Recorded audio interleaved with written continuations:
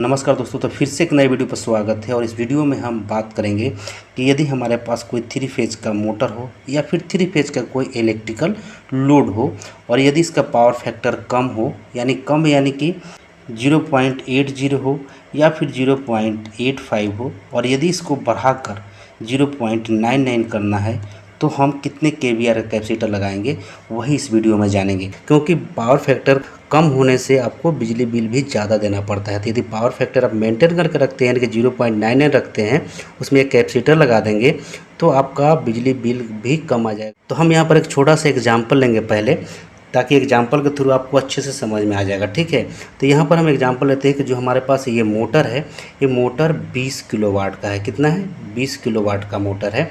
इसका जो power factor है वो है 0.80। हमें इसको बढ़ाना है 0.99 करना है।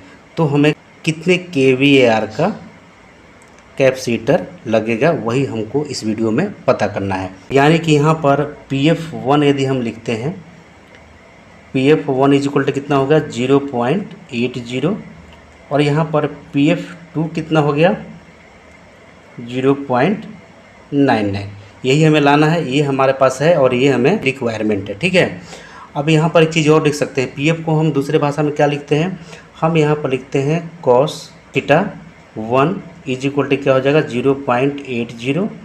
और यहाँ पर हो जाएगा cos थीटा 2 जो कि 0.99 है। ठीक है, अब इसको यहाँ पर पहले मिटा देते हैं ताकि आपको समझाने में आसानी हो जाए।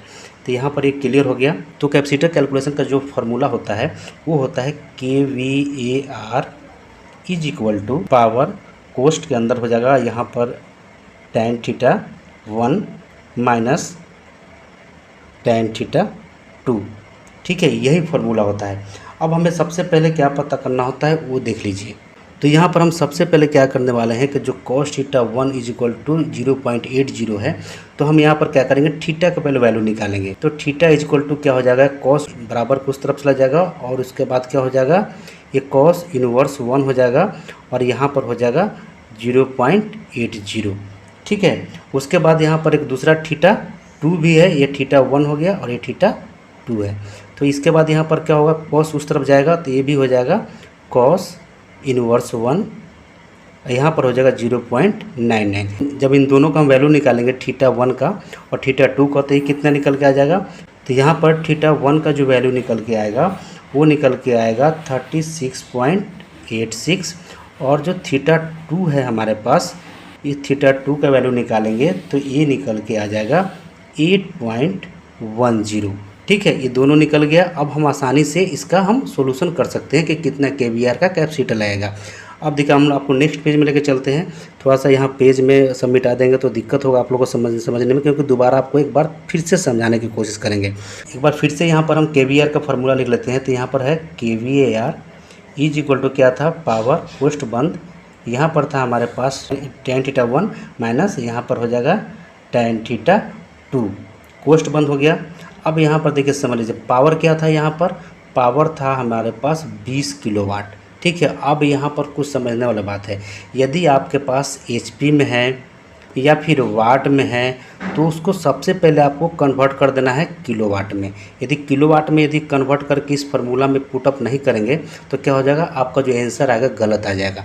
और आपको मालूम होना चाहिए कि जैसे हमारे पास 1 HP है। ठीक है, तो 1 HP को यदि हमें वाट में बदलना है तो कैसे बदलेंगे?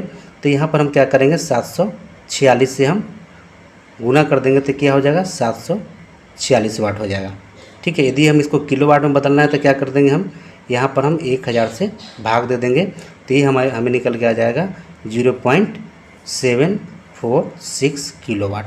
ठीक है, इस टाइप से निकालते हैं। यदि हमारे पास वाट है, यानी मान के चलिए कि हमारे पास 5000 वाट है, तो हम क्या करेंगे? इसको 1000 से यहाँ पर भाग दे देंगे तो कितना निकल के आ जाएगा?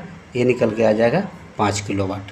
ठीक है दोस्तों, तो इसी टाइप से हम क्या करते हैं? किलोवाट या फिर HP से यदि हमें वाट या फिर किलोवाट में कन्वर्ट करना है तो हम कन्वर्ट कर लेंगे। और सबसे पहले हमको किलोवाट में इन सबों को निकाल लेना है।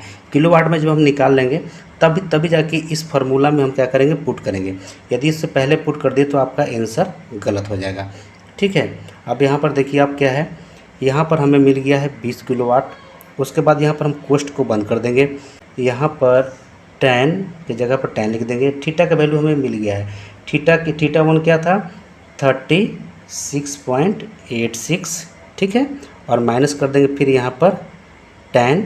थीटा का वैल्यू हमें क्या मिल गया यहाँ हमें मिल गया है 8.10, ठीक है।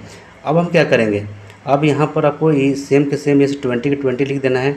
यहाँ पर कोष्ट बंद है तो कोष्ट बंद कर देंगे। अब 10 इतना का हमें वैल्यू निकालना है, कैलकुलेटर के थ्रू हम निकालेंगे। तो कैलकुलेटर के थ्रू जब हम निकालेंगे तो कितना निकल के आ जाएगा, ये निकल के आ जाएगा 0.74, माइनस कर देंगे। यदि 8.10 का वैल्यू निकालेंगे तो ये निकल के आ जाएगा 0.14, ठीक है। तो हमें 10 का वैल्यू दोनों का निकल चुका है। अब हम क्या करेंगे, यहाँ पर 20 के 20 लिख देंगे।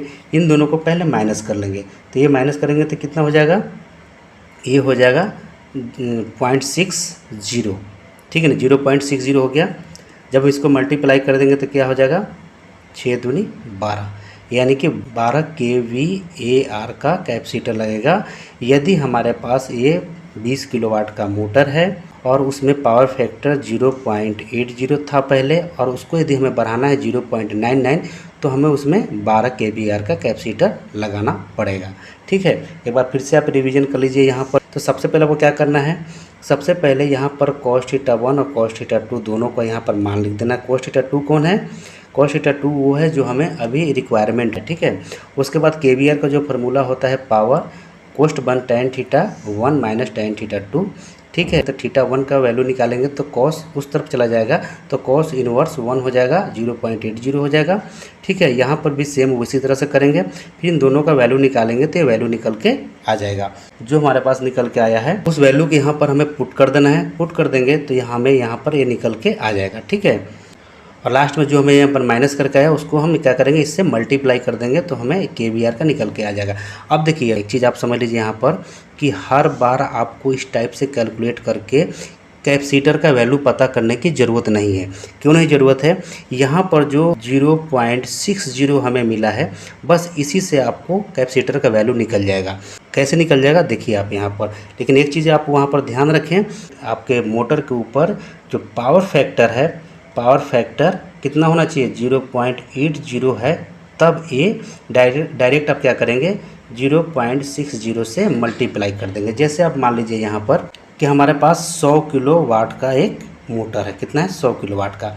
अब इसमें यदि पावर फैक्टर 0.80 है और इसको हमें बढ़ा के 0.99 करना है, तो हम क्या करेंगे 0.60 से केवल मल्टीप्लाई कर देंगे तो ये कितना निकल के आ जाएगा, सीधा इसको मल्टीप्लाई करेंगे तो ये निकल के आ जाएगा 60 kVAR, ठीक है, किलो वोल्ट एम्पियर रिएक्टिव, ठीक है। उसके बाद अब मान लीजिए हमारे पास 150 किलोवाट का एक मोटर है, तो हम क्या करेंगे फिर यहाँ पर करेंगे 0.60 से यहाँ पर मल्टीप्लाई कर देंगे। तो जब मल्टीप्लाई करेंगे तो कितना निकल के आ जाएगा 90 kVAR का कैपेसिटर लगाना पड़ेगा।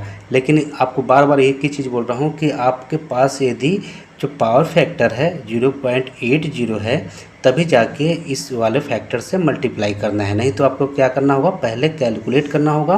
कैलकुलेशन के थ्रू आप जो निकलेगा उसके बाद मल्टीप्लाई करके आप उसका कैपेसिटर वैल्यू निकाल सकते हैं, ठीक है दोस्तों। तो आशा करता हूँ कि वीडियो आपको समझ में आया होगा। वीडियो समझ में आया होगा तो प्लीज़ वीडियो को लाइक कीजिएगा और चैनल को सब्सक्राइब कीजिएगा और बगल में एक बेल आइकन उस पर भी प्रेस कीजिए ताकि जब भी मैं नया वीडियो अपलोड करूँ आपको नोटिफिकेशन सबसे पहले मिले। तो चलिए फिर मिलते हैं नेक्स्ट वीडियो में, तब तक के लिए जय हिंद।